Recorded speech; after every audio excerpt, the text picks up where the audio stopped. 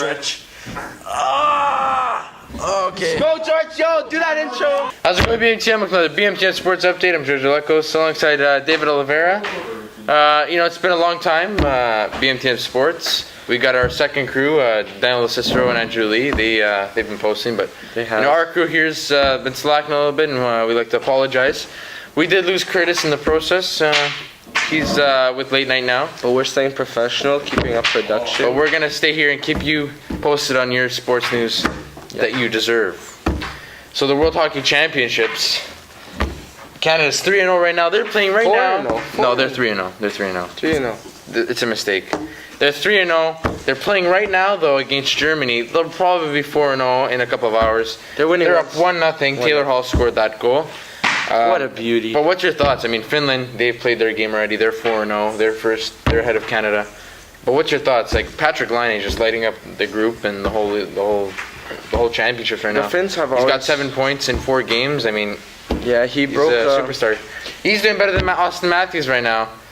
He's sort of struggling, but he's doing okay, Austin Matthews, and it should be good. Guy who's projected to be the Leafs pick. Yeah. But what's your thoughts on Team Canada so far? My thoughts. First, I'll start off with Patrick Laine. He's really proving himself. He was always supposed to go number 3, number 2. He even was supposed to go behind Puljujärvi at one point. I always put him up over Puljujärvi since the World Juniors, but now he's even making a race to the finish for first place. Austin Matthews. I think the Leafs have to take Austin Matthews. It's a no-brainer. Yeah. He was supposed to be 3rd overall, ahead of all of those rookies last year in the draft. And some people argue he could have been drafted ahead of Eichel. So yeah, but Patrick Laine broke Jaromir Jagr's World Hockey Championship record for goals or points. Now, David, I understand you're finally on a team besides hockey. You made the B team softball team. You guys had games just last week, and the girls just recently played as well. How is the season going on so far? The season for softball, boys and girls. If you know anything about the girls, our first game was against last year's champions, Michael Power. Very big shot team right there. We played a tough game against them in the first game. They ended up winning, I think, by four runs. Yep. And the second game, which was unfortunate, it was a close game. There was a lot of momentum on our side, and we ended up tying it 1-1, bases loaded, with Fabio Velasa. You've seen him in the earlier BMTM Sports episode. He can hit. And guess what? The sprinklers come on. And we had 1 out. And we ended up postponing that game or drawing that game. The result is not yet clarified. But hopefully for the future, we can get a banner and make the school proud. Go Royals. What about the girls' side of things? I'm pretty sure they had a doubleheader just the other day. They had a tournament yesterday. And the scores weren't the best, but they played very hard. What they can improve on, though, that is costing them games, is the pitching side of things. But, I mean, it's a long season, and they can still improve, and hopefully they will. Well, you know what? There's still the NHL playoffs going on with the championships going on and all that. But you know what? We're all looking at JP. Washington Capitals are out. The Pittsburgh Penguins.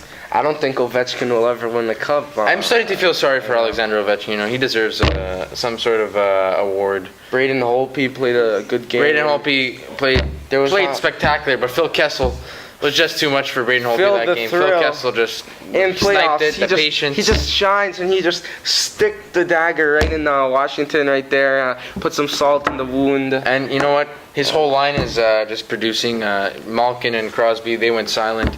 But Kessel, Hagelin, and Bonino, they really stepped up to the occasion. And Chris Letang played pretty well. We expected that of Pittsburgh coming into this, because we said once they got Phil Kessel, this was their time. With contracts expiring and Crosby, Kessel, and Malkin getting older, it's this is their time. But in my opinion, they're not gonna win the Stanley Cup with the Blues. I think they could go for it, but you know what? Tampa Bay, Pittsburgh. That's gonna be one hell of a series. That game starts tomorrow, and I don't even know what's gonna happen. I mean, Tampa Bay's without Stamkos. They're still lighting it up. They got Nikita Kucherov and Tyler Johnson.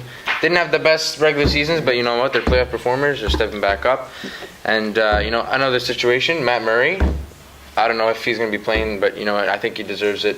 Matt Murray has just been playing spectacular this playoffs. He's definitely earned his job. One team who's shining in this playoffs, Georgio, St. Louis Blues.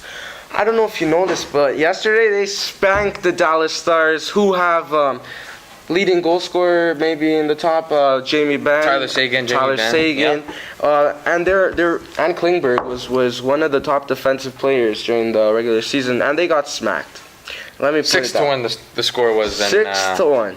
I don't know how you do that in a game 7. It's do or die at home, and you lose 6-1. But moving on. St. Louis moves on to the Western Conference Finals, and they're against San Jose or Nashville, and I think San Jose will come on top of that one. There was a late night game last night against it was the Blue Jays and San Francisco Giants. That game started at 10 o'clock, being over at the West End. They don't meet too often, but it was a close game. Game went to extra innings. It was the 13th inning, and Brandon Belt was the one who got the tying run after He got walked. someone got walked. Yeah. Was it Brandon Belt that got walked? No. It wasn't. Brandon Belt scored the run. It wasn't a good way to finish, but we got to see my favorite player hit Marcus Stroman, and he did pretty good for himself, having not hit since his college days. And yeah. Another thing I want to mention is Aaron Sanchez. Aaron Sanchez, when he was up to bat, he didn't really do anything. And you know what? You don't expect an American League pitcher to do anything when they go over to the NL to go up to bat. But there was some interesting tactic. Aaron Sanchez was trying to bunt for some reason. Same with Dickey. Same with Dickey as well. But you know, that's interesting. I wonder if we're going to be seeing that a lot from Sanchez in the future. Whether he moves to the NL or he faces more NL teams. But you know, that's your sports update for today. It's been a long time. Pretty sorry about that, but we're looking back to creating some more content. See you guys next time.